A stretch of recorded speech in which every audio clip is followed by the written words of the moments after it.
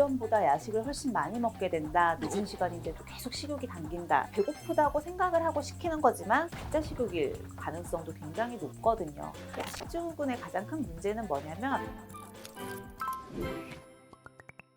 말 그대로 이제 야식을 즐기게 되는 걸 얘기를 하는 건데요. 단순히 뭐 밤에 치킨 먹었어 이런다고 야식 증후군은 아니고요. 하루 내가 먹는 전체 칼로리 중에 50% 이상을 밤 7시 이후에 먹게 되는 경우를 얘기를 해요. 1955년도쯤부터 해서 어떤 새로워지는 식문화 이런 것들에 대해서 경각심을 갖도록 이제 만들어진 용어이기는 한데, 우리나라 사람들 같은 경우도 보면 퇴근을 하고 집에 와서 저녁 먹을 시간이 된다라고 하면 7시를 훌쩍 넘기는 경우가 되게 많거든요. 이 늦은 시간에 먹게 되고요. 그 사이에 공복 기간이 기니까 늦은 시간에 굉장히 폭식이나 과식을 하게 되고, 그리고 또 요즘은 다들 12시 넘어서 자잖아요.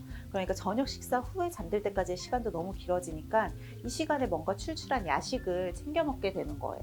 게다가 우리나라 같은 경우는 워낙에 배달 문화까지 잘 발달을 해 있고, 요즘은 또 어플을 통해서 워낙 간단하게 여러 가지 종류의 음식을 시킬 수 있다 보니까 이전보다 야식을 먹는 인구 비율도 늘었고, 그로 인한 걱정이나 그로 인한 질병도 늘어나고 있는 추세인 거죠. 하루에 한 끼 정도는 괜찮아 이런 마음으로 저는 밤에 그냥 많이 먹거든요. 낮에는 이제 안 먹고. 네.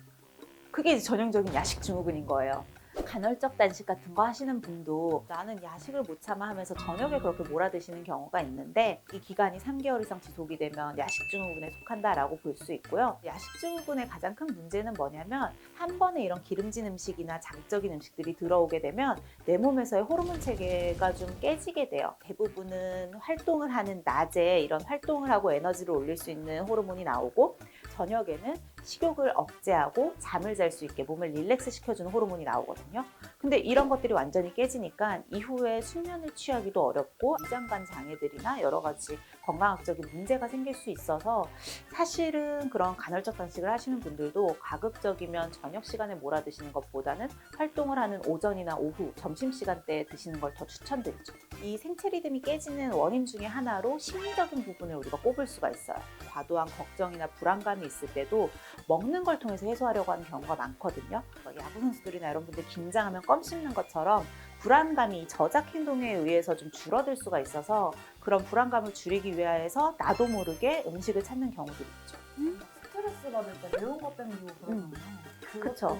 이 스트레스를 해결하기 위해서 몸에서 이제 엔돌핀이나 세로토닌과 같이 좀 행복감을 줄 수 있는 애들을 만들어내고 싶어 하는데, 가장 쉽게 할 수 있는 게 먹는 걸로 하는 거예요.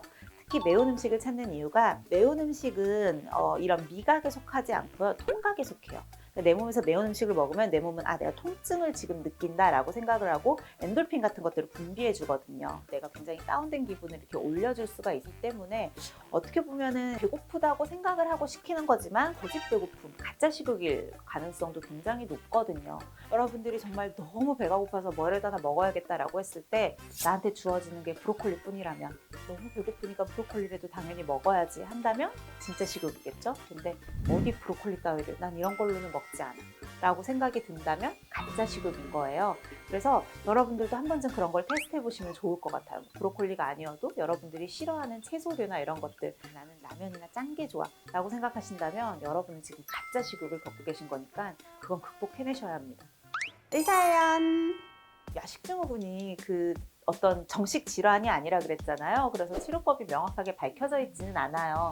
일반적으로는 정말 증상이 심하지 않으신 분들은 본인의 생활습관 교정으로 충분히 극복이 가능하다라고 보고 있어요. 야식 증후군의 큰 원인 중에 하나가 아침 식사를 좀 안 하는 거예요. 공복이 너무 길어지다 보니까 점심때부터 호르몬이 과잉으로 나오게 되고, 또 과식을 하게 되고, 한 끼씩 밀려서 결국은 야식까지 찾게 되는 거거든요. 그래서 일단 시작은 아침을 가볍게라도 먹는 걸로 시작을 하는 경우가 많고, 그 다음에는 규칙적인 운동. 내 몸의 호르몬 밸런스가 깨졌을 때 이걸 맞춰줄 수 있는 가장 좋은 방법이 적당량의 운동을 하는 거거든요. 마지막으로는 수면 시간. 수면 시간이 부족했을 때에도 야식을 더 많이 찾게 되는 경향이 있어서 7시간 정도의 충분한 수면 시간을 가급적이면 같은 시간대에 고정을 해서 유지해라. 이 정도만 해도 교정이 되는 경우가 많고요. 극심한 우울감이나 이런 심리적인 스트레스 이런 거에 의한 경우는 생활 습관만으로 교정이 어렵거든요. 그럴 경우에는 병원에 방문하셔서 조금 우울감을 교정할 수 있다거나 폭식을 좀 억제할 수 있는 약물들이 있어요. 그런 약물 치료가 병행이 필요할 때도 있습니다. 오늘은 현대인들이 많이들 호소하시는 야식 증후군에 대해서 알아봤는데요. 한 번, 두 번 기분 좋으려고 먹는 거지 라고 간과하셔서는 안 된다는 것 꼭 기억해 주시고요. 오늘 내용 도움이 되셨다면 구독과 좋아요, 알림 버튼까지 꼭 눌러주세요.